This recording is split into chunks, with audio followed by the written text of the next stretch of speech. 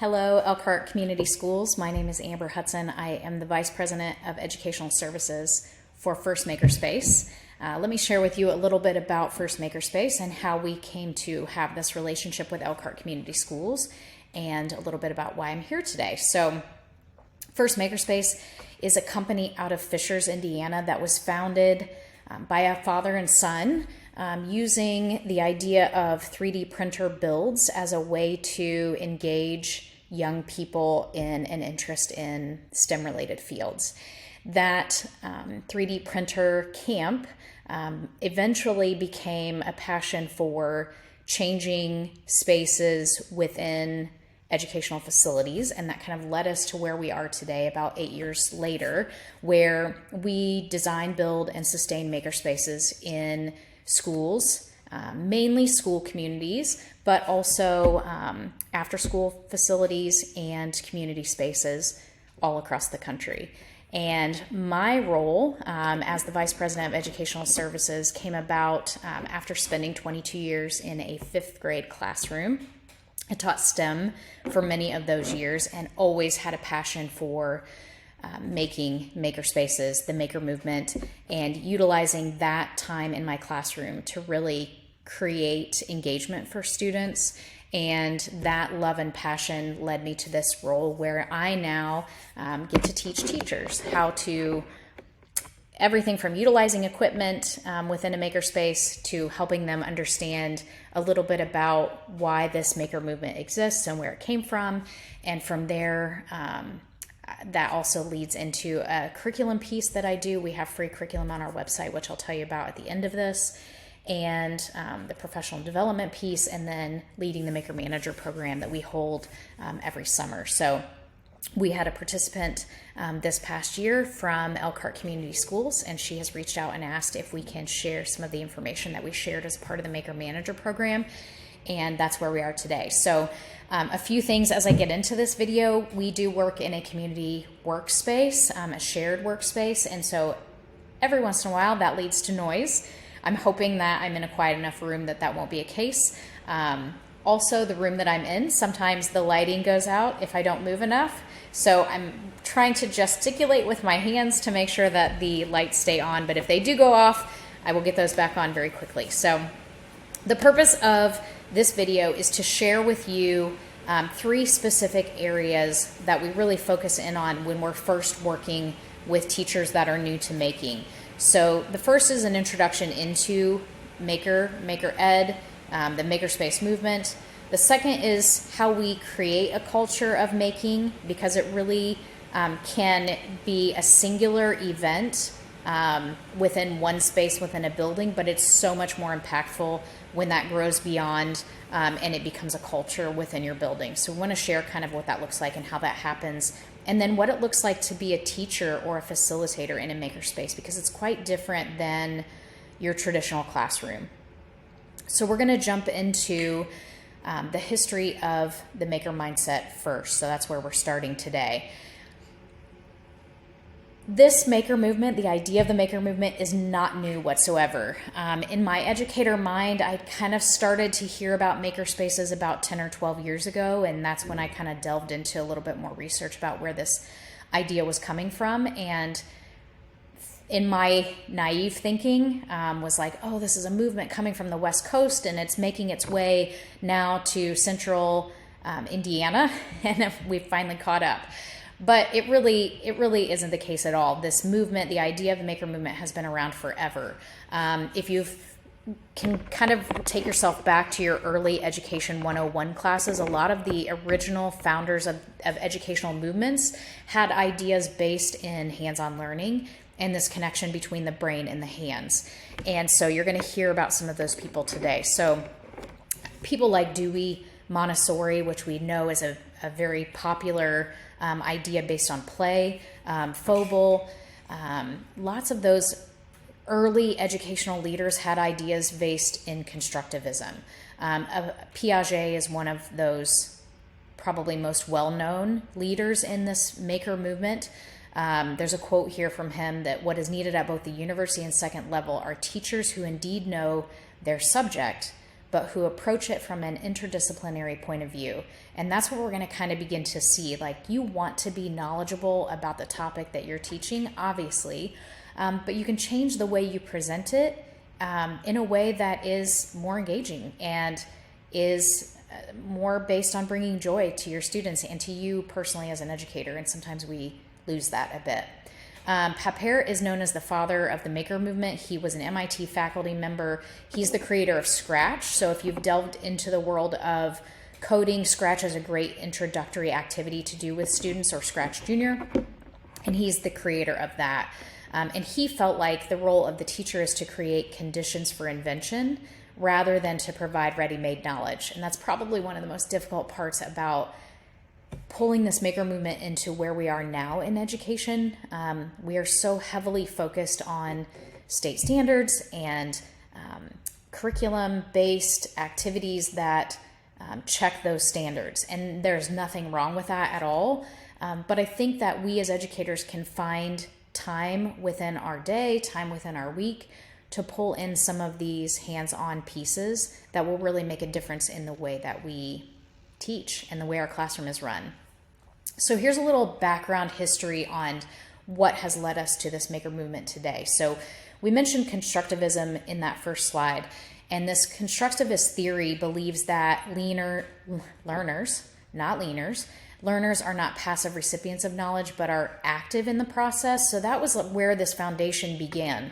Just kind of built from there. So in this, we really believe in this constructivism movement that students have an active part in what they are learning. They are an active choice maker in how they guide their own learning. And sometimes that can be a difficult process for an educator who has always taught in a very controlled way. But we can begin to let go of that just a little bit. So you'll see some things listed here that are characteristics of constructivism. So experimental learning through life experiences. If you want to know how a hammer works, it's probably best to pick up a hammer and try it. That can be scary. Again, that can be new. But we found that there are direct connections to student engagement and student learning when they do. Some other things, it allows the teacher to take on the role of more of a facilitator in guiding students through their active learning versus standing in front of the classroom and teaching, lecturing. That's a little different for this viewpoint. So constructivism kind of redeveloped itself, adapted itself into this form of Montessori. And Montessori is this method of education that's based on self-directed activity. It's very heavy in play.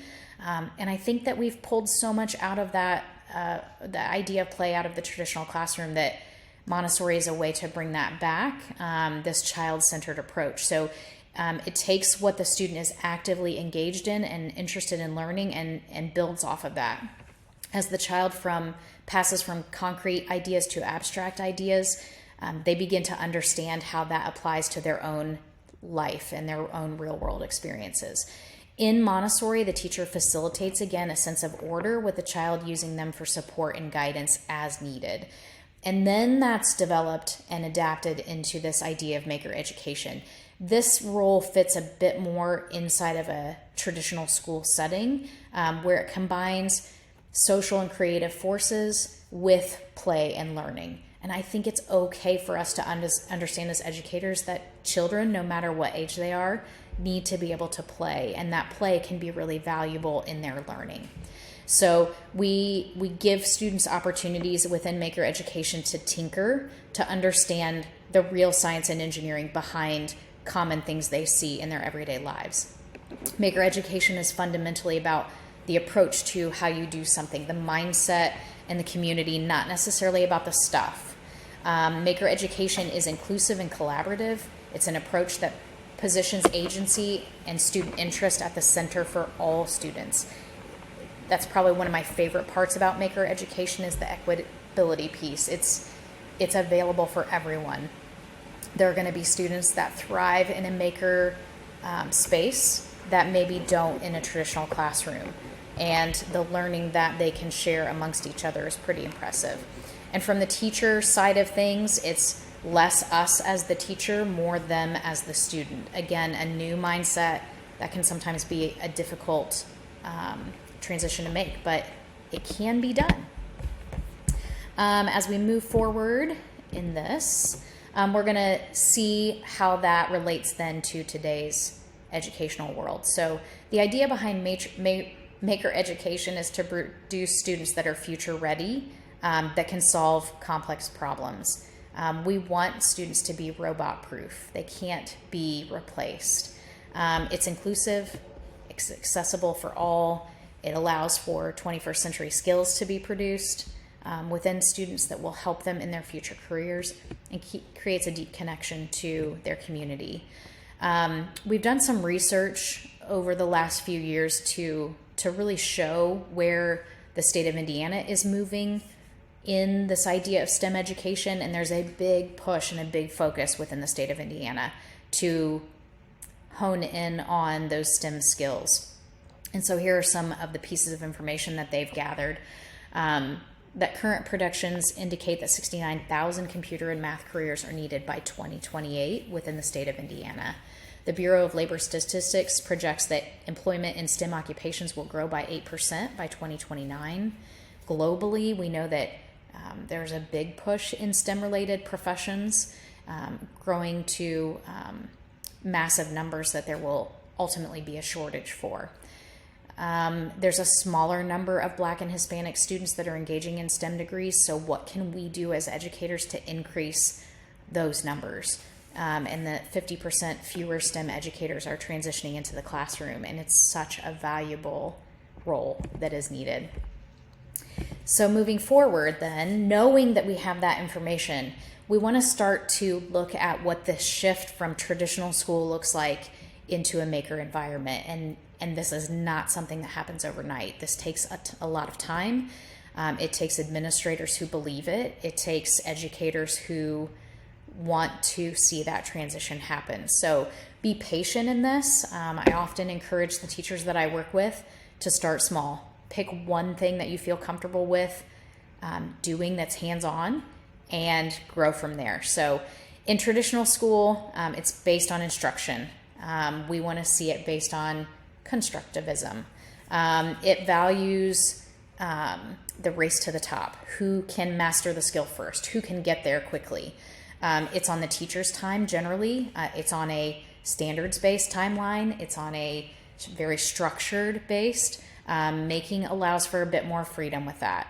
There's still constraints, there's still rules, there's still safety that must take place, but it allows a little bit more freedom to flow from one activity to the next based on the learner's interest.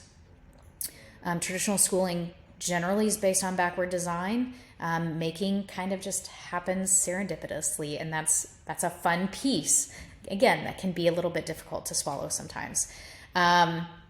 It's about creativity, it's about the learner, it's about empowering the student to understand that they have the knowledge and the skills necessary to do things maybe they didn't think they could do.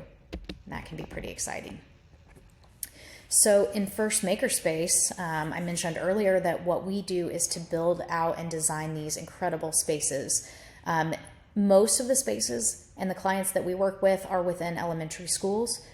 We're seeing more and more middle schools and high schools, and we're seeing even more community spaces, which we'll talk about here in a minute. So a makerspace itself is just that. It's a room that's set aside specifically for making to happen. It's a little bit different than a traditional classroom because it might get messy in there.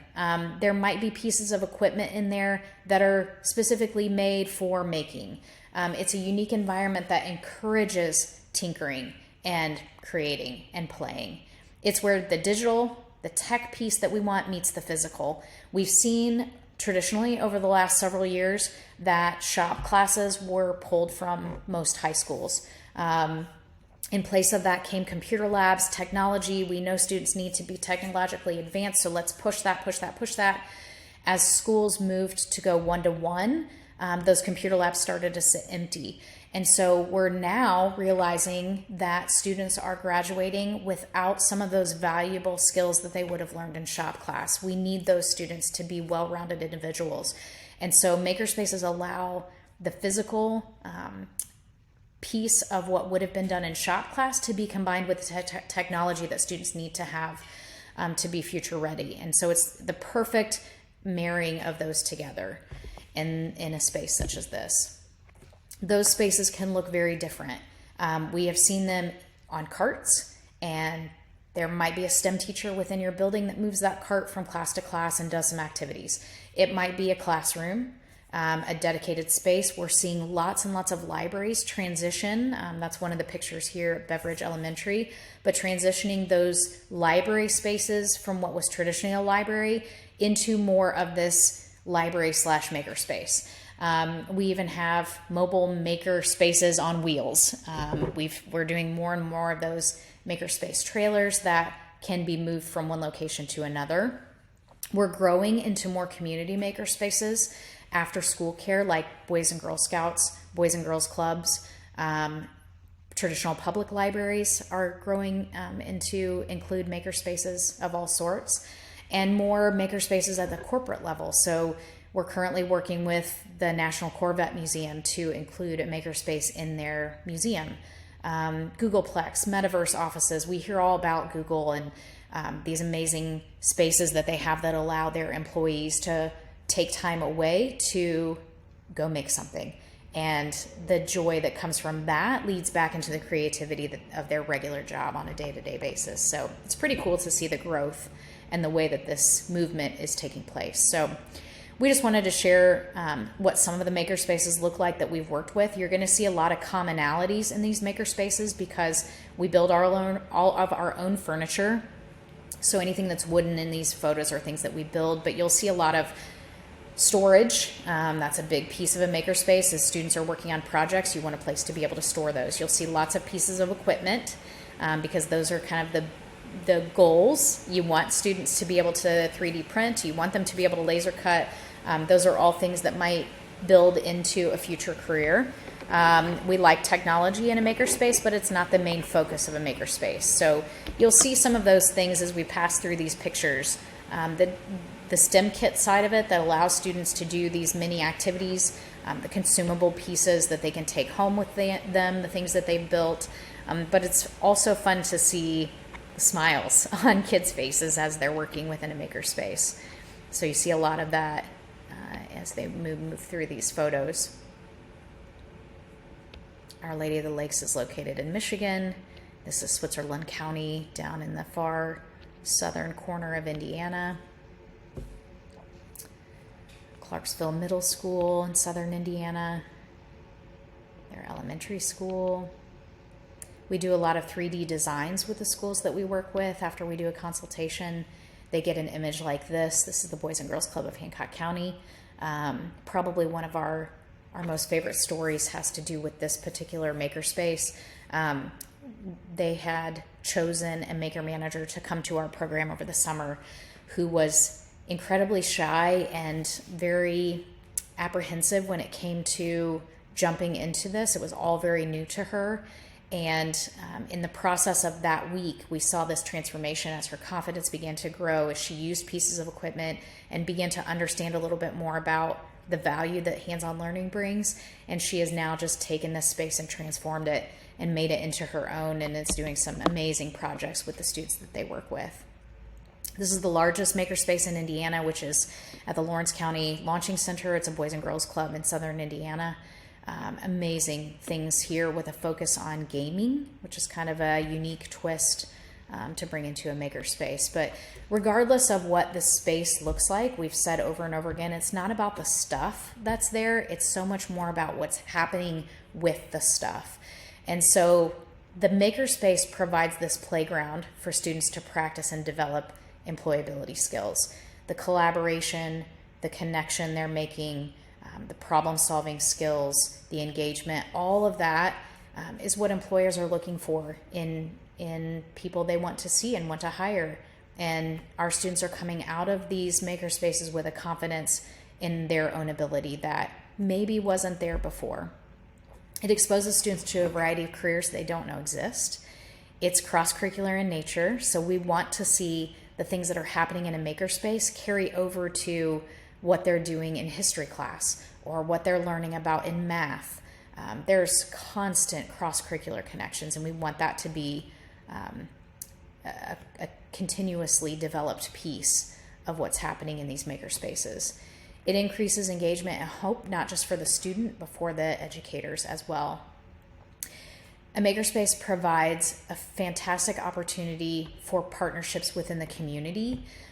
We've worked with an amazing number of schools that have gone out to the community and pulled in these partners that not only provide funding in some cases, but provide a wealth of knowledge in these adults who are willing to come speak to the students about what their real world job looks like and how what these students are doing in a makerspace directly relates to that. And it's authentic in their learning.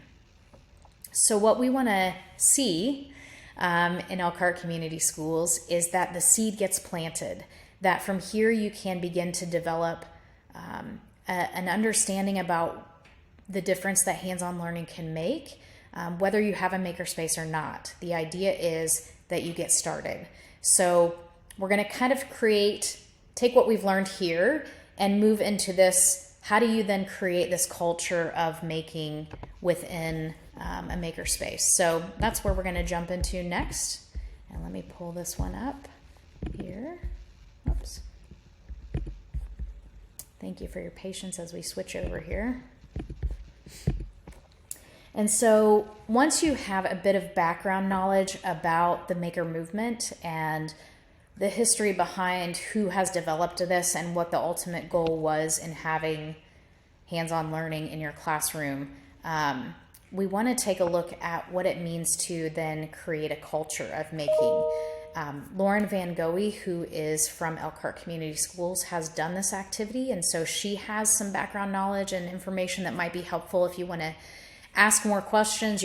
I'm always available to answer those, but for someone who's close to your community, she'd be a great resource as well. So one of the things that you want to do if you are interested in building a maker community is to get people on board who are like-minded. And there's a process to going about that, and part of it's going to happen naturally because you're generally drawn to people who have the same interests that you do. So as that naturally takes place and you find people who are interested in this, you want them to become a part of your mission. But you can also do this in a very systematic way that goes about getting cheerleaders, attracting people to your mission as well. And so this activity is a way to do that, and I'll share all of the resources that go along with this with Lauren, and she can kind of pass those along to you as well. But it starts by looking at what your community or your local school wants to value. And a lot of schools are going to say the same thing. They value high education. They value students that can leave with a variety of skills, and they're well-rounded and adapted to being successful in the world. Those are all really important things. So start having those conversations about what you value. And this activity is a great place to start. So this little chart here, you can see the word make across the top, numbers down the side, and there are a series of statements about what you value when it comes to making as a community. And I would encourage you to go through this and select the 3 that resonate with you the most. So you'll see things like making helps young people develop good habits of mind. Making is an ideal platform to provide equitable education opportunities to all. You might really feel strongly about that statement. Pick the 3 that you believe in the most. And once you've done that, you'll start to see that there's a connection between those statements that can be made, and it looks something like this. So as you form the number and the letter together of the statements that you value most, they fit into these categories. So you either really believe strongly in social justice and equity, which is a big part of a makerspace. Making should be for all. STEM should be for all kids, not just those that do well enough to qualify to go to this particular classroom to do this activity as an award, a reward, or an award. It should be for all kids. It should be for those, everybody. I have lots of strong opinions on that, so maybe we'll save those for another time. There are specific statements here that are related directly to workforce development, and that might be something that your school district values highly in preparing kids for the future. Some of these skills are related to skill development, and some of these statements are related to learning. So this will kind of put you into a category, which gives you then a mission-minded focus for moving forward with your makerspace. So from this, based on one of those 4 categories, I would write a vision statement. This statement should reflect why you care about making and or maker-centered learning. So when you have a mission statement, you begin to have this vision that allows your cheerleaders to all focus in on together. It's a great place to start as you move forward in this process. Once you have that vision or mission statement created, then you're starting to focus on those people. So this variety of stakeholders who you know might have an important part in moving your mission forward can begin to become the cheerleaders that you need to go out into the community and find community partners, those who can focus in on funding, because makerspaces are not always cheap, and consumables. We know as educators, students go through those very quickly, and it doesn't serve the purpose well if you use them and don't have a way to replace them. So some of these cheerleaders might be able to be those who go out into the community to raise funds. You might need volunteers within your makerspace. These might be parents who specialize in a certain skill that they can then teach your students. Across the board, you need these people to be your stakeholders and your cheerleaders. So look outward into the community. Look inward into who is already in your building, who could serve as some of those important stakeholders. And look forward to the future. Who do you want or dream about being a part of your community makerspace? And don't be afraid to go find those people. So who are the stakeholders that are skilled in networking? Take advantage of that. Who are those who are skilled in grant writing? Take advantage of them. And all of this kind of coming together and forming this STEM team is ultimately what you really want. So one of the activities that we did with our Maker Manager program is to think about stakeholders and how you go about targeting those stakeholders. So we do this activity where we pull up this page, kind of looks something like this, and we determine, brainstorming with that core group of people that you know have the same mission as you, who are your opponents, who are dead set against having a makerspace in your class or creating this culture of making, who's against it, because some people just are going to be. They're the people that are probably going to speak out about it, maybe on social media. So you want to keep an eye on them, but you really want to focus in on your champions, right? You want to activate them. You want them to go out into the community and speak on your behalf in a way that benefits the vision, the message. You're going to have people within your community, within your organization that are not a priority. They probably don't have a lot of say. They can or cannot enhance your space. You can just kind of set them to the side. You don't necessarily have to engage with them. And then your fan club is really going to probably be your largest group, but they might not have a lot of influence. That's probably going to fall heavily with your students. Your students are going to love the idea of a makerspace. They're going to love the idea of hands-on learning or creating this maker mindset. They're going to be loud about it, which is going to influence probably their parents, and you need parents to be your messengers. So that it all kinds of ties together in a great way of then pulling from this who your targets are. So we did this activity with Post-it notes, and we placed the Post-it notes into these categories and then discussed within our group who we felt like we should target first. So some things to think about, administrators generally hold the key to some funding. So you probably want them to be on your side. Some surprising targets might be your custodians. A lot of custodians love the idea of shop class because they maybe had a shop class in their past and they've missed out on the opportunity of those going away. But a lot of times they're really knowledgeable about things that fit well in a makerspace. And so let them come be your guest speaker. Take advantage of the knowledge that they might have. And not to mention, they're generally just great people that you want to be in your fan club, if nothing else. So this is a great activity to do with your STEM team to try to get this mindset in place and start to think about who are these stakeholders? How will we engage them in this class that we have, this makerspace or this maker movement mindset that we're trying to establish within our school community?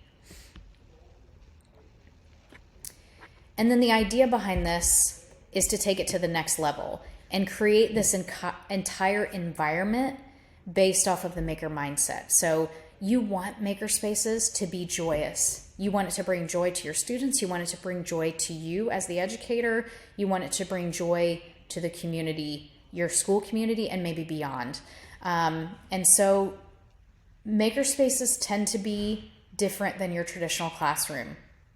You're probably not going to see students sitting in rows. You're probably not going to see students on a device very often. You're probably not going to see students sitting in a circle and listening to a teacher. It's going to look different.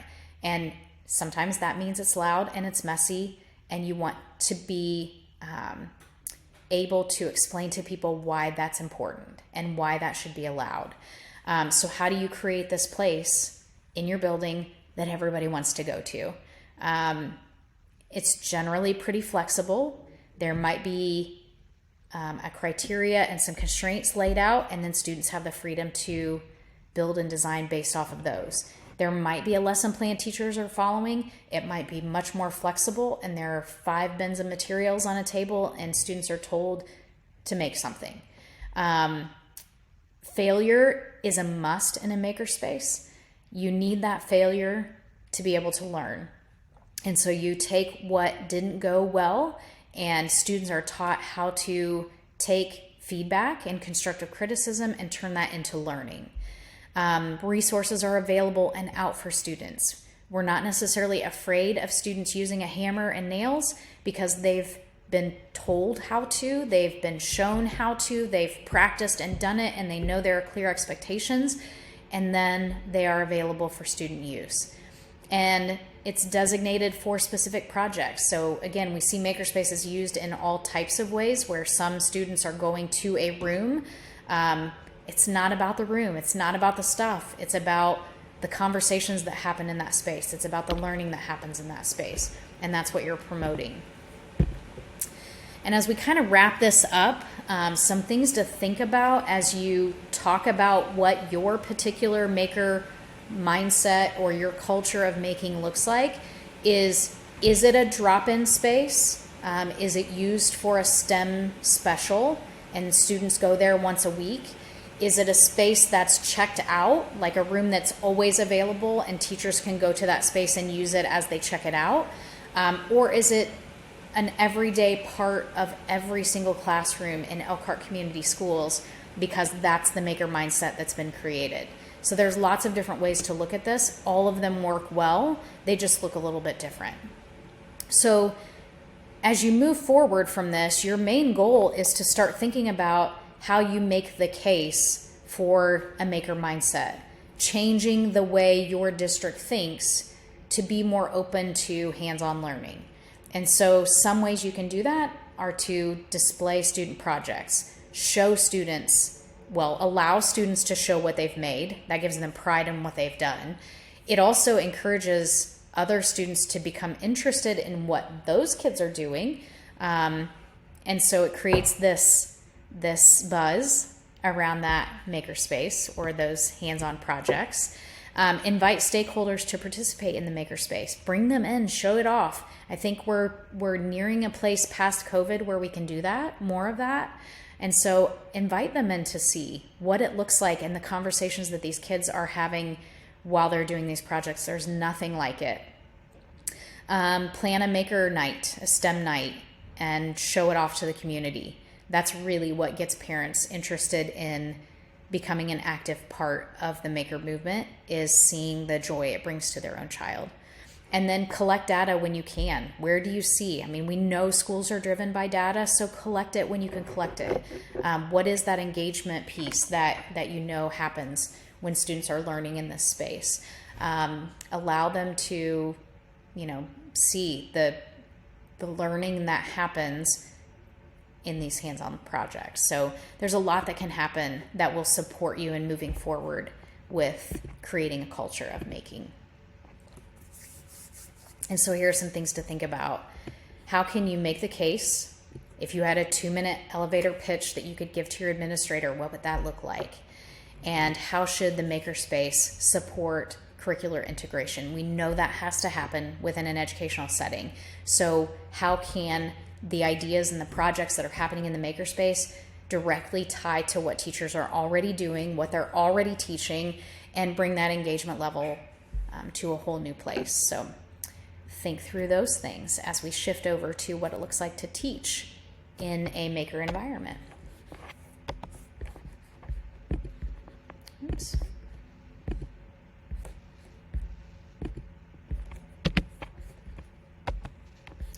All right, last one.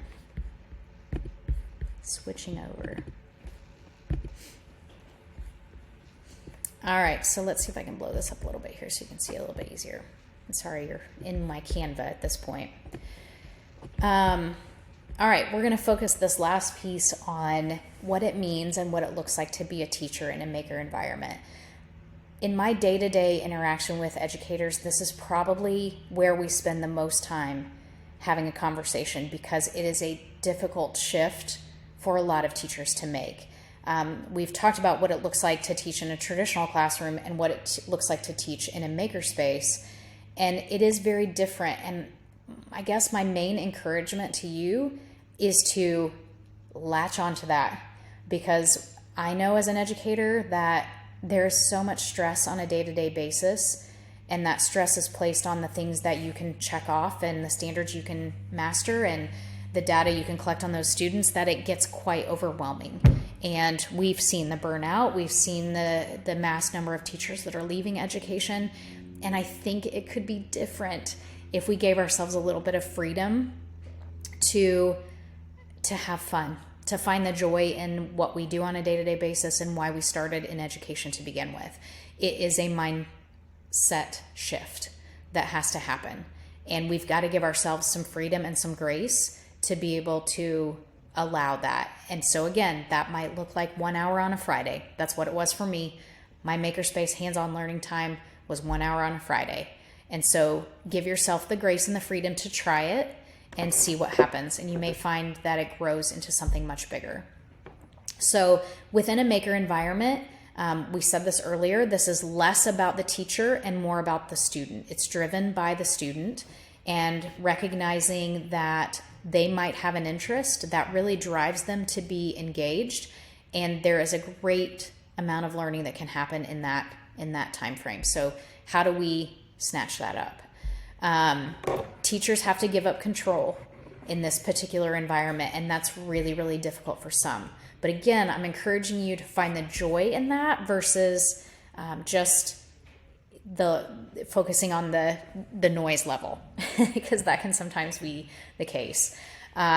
Teachers don't have to have all the questions, all the answers to every question that happens in a makerspace.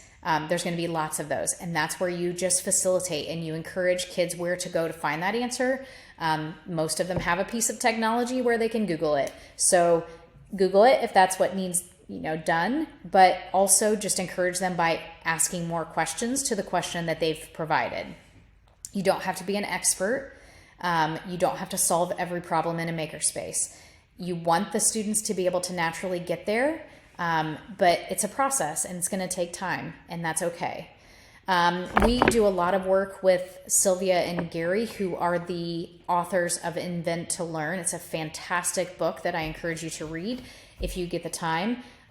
They really are cheerleaders in this maker movement beyond most these days. Sylvia Martinez and Gary Stager, and fantastic book. But in this book, they really focus on this mindset shift that has to happen.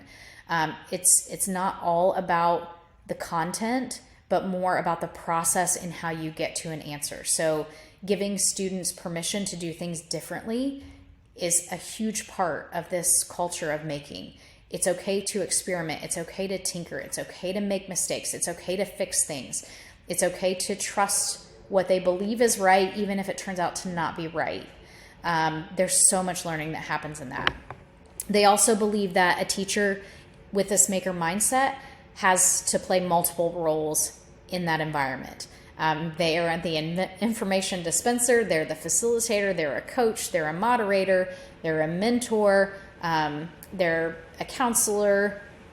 There's a lot that happens. That's every educator on every day in every classroom. It might just be amped up a bit within a maker environment. Sylvia and Gary also believe that talking should not be the primary work of the teacher, but learning about their students should be. And I know from my own personal experience, sometimes I got so focused on the content that I had to teach each and every day that I didn't take the time to learn about my students on a more personal, relational level. And some of my favorite moments were those Friday makerspace times when I got to sit down at a table with a group of students and I made something next to them, and we just talked. As a part of that process, we were talking about who they are and what their dreams are and what they value in life. And those are the things that I remember most. It's really, really important. The last piece of this says you need to be organized and resourceful. You have to be flexible in a makerspace, responding and adapting to student needs constantly. You have to be able to say, I don't know, let's find out together, which became a common phrase for me. You're a connector. You're connecting students with other students who might have the knowledge that you don't have. You're connecting them to a location online that has the information they need, and connecting them to those curricular ideas and the learning and the standards that you know exist as well. So that's the mindset shift, thinking about yourself in this space. And again, give yourself the grace and the freedom to try something new. There's a lot of risk taking that comes with making. And I'll share this just kind of brief story of my own personal experience with this that was life-changing for me. So this was back in 2019, and I had a group of students. My teammate and I taught 2 fifth grade classrooms. We were a team together. She handled the language arts piece. I handled the STEM piece. And it was typical beginning of the year conversations, and we were focused in on school safety. And as a part of that discussion, my teammate and I were housed in a portable classroom, and we were discussing that safety in a portable looks different than a brick and mortar building. And so our students were discussing, what does that look like? Because if, in all honesty, someone, pulled up into the back parking lot outside of our portables and they were armed, it would be different than if we were inside of a building. And so through that discussion, we started talking about the things that we could do to keep ourselves safe. And it's sad that conversations like this have to happen, but they do. And so we just allowed that conversation to kind of take them into this area of brainstorming different ways that we could be safe in a portable. And through a number of conversations, it kind of grew over a number of days, they started to talk about what it would look like to have a trap door, is what they called it. We eventually turned that into a hatch. What would it look like to have this trap door that you opened, that it would allow students to go to a safe place underneath the portable? There's about 4 or 5 feet of clearance underneath our portables. And so we just kind of started talking about that. What would it look like, and what information would we need to have to be able to make that happen? And so we developed out a plan. What size would it need to be? What would we do with students with, within our portable classrooms that were on crutches or were in a wheelchair? How would we safely get them to this area? If we did have a trap door that allowed us to get safely under the portable, what would the skirting need to look like to make sure that it was bulletproof? And all of these conversations were things these kids were talking about. And so we just continued to delve into that. And so in STEM class, we started to look at the mechanics of what a trap door in the floor would look like, and popsicle sticks to make those trap doors. And in language arts, they were writing letters to the creators, the builders and designers of our portables to try to persuade them to consider the idea, or what other safety features could we add to portables. And we ended up FaceTiming with the designer and builder of our particular portable units. And so he explained specific things about the way the footers ran underneath the building, the way the footers were in the foundation, and the way that the beams ran underneath the building. And we could do this to create a hatch, but we couldn't do this. And they started to understand the real world application of what building and design looks like and how, this particular safety piece would look like in our portables. And so our resource officer started to get involved in our conversations. We brought him into it to start to talk about the realistic, pieces and components of what school safety looks like and how resource officers interact with a potential threat. And so that now came into the conversations we were having. And eventually what this led to was we were able to get the Indiana Department of Homeland Security involved in our student conversations. And all 12 members of the Indiana Homeland Security came to our school and sat down and were led in these discussions by our students. So these 10-year-olds were leading these adults in these discussions about how important and valuable school safety is and the types of ideas and creativity that could come into thinking outside of the box of what school safety looked like. And it just was this miraculous event. We brought the Indiana Homeland Security to us, and then they took our kids to their location on a field trip so we could see what it is that they do on a daily basis to keep all schools safe. It just was something so small that led to this massive movement, really was what it was. And to this day, I see those students from that class, and that's what they remember about that school year. It wasn't about which standards we covered. It wasn't about who, struggled with which student on the playground at recess.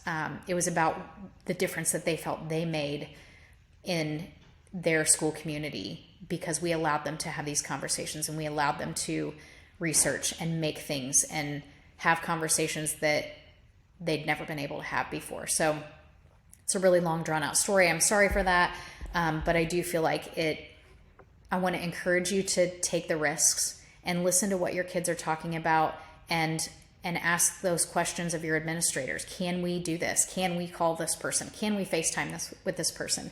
And just see where it goes, because the learning that happened as a part of that and the standards we were able to connect it to and tie it to, the learning was unmistakable. So, that's a lot of information. As we kind of wrap this up, I want to share with you our First Makerspace website, because we have a number of resources that we want to provide to educators to try to limit the barriers to making in the classroom. I think that's what I come across most often with teachers, is that they're hesitant to try this. They're hesitant to do hands-on learning because it is messy and it seems out of control and it is chaotic. It can be, but it doesn't have to be. So we want to make it as easy as we can. So we have provided curriculum free to anyone who's interested. And so on our First Makerspace website, which is firstmakerspace.com, there is a curriculum button. This curriculum button will lead you to our K-12 curriculum. So elementary, middle school, high school. There's an Access Now button for each one. It will ask you to create this quick login information. Name and email address is all it needs. And then once you have created that account, you're able to sign in then on a regular basis. Up here in the upper right-hand corner, you'll be able to see which curriculum you want to view. So I'm just using elementary for now. The curriculum is all set up in this way. This is kind of how we view it working best in a maker environment, but you allow students to tinker first. Just allow them to play and watch the learning and the conversations that happen by just allowing them to have some pieces of simple products or whatever. It could be as easy as popsicle sticks and cotton balls and pipe cleaners, and see what they come up with. So there's a tinkering curriculum. Then leads into making. So you know what these things are. Now make something with it. Once you understand that you can build and make something, now let's look at the engineering piece of that. So we look at how something works and the engineering behind it. And then now that we know that these items we've made can do something, let's go out and make a difference in the community. So we have a focus on service learning. So you'll see here each lesson, it's aligned to NGSS and Indiana academic standards. The integrated STEM standards, which are brand new, are also in here. You can see the Indiana employability connection, skills connection, time, and then the grade that we feel like it's appropriate for. So these are all a direct link to the actual lesson plan itself, or you can print it. We have a brand new Teachers Pay Teachers store with all of these additional resources. So if you want videos, if you want PowerPoints, worksheets, you're going to find those on our Teachers Pay Teachers store. But here is a general lesson. It's based off of the 5E model, which we find fits really well in STEM classrooms. Pictures, explanations, videos, all of that can be found here. A lot of these have an assessment piece to it. People feel really strongly about how you assess in a makerspace, and so we provide that if they want to use it. There are lots and lots of ways to assess student work, and then you'll find the standards connection here at the bottom. So all of this is available to you as soon as you create that login, and we want this shared with as many people as possible. So if you work with educators in various schools, please pass this along so that they have access to it as well. On our website, you'll also find under the resources tab a wealth of knowledge. If you need research to support the Maker Ed movement, you're going to find that here.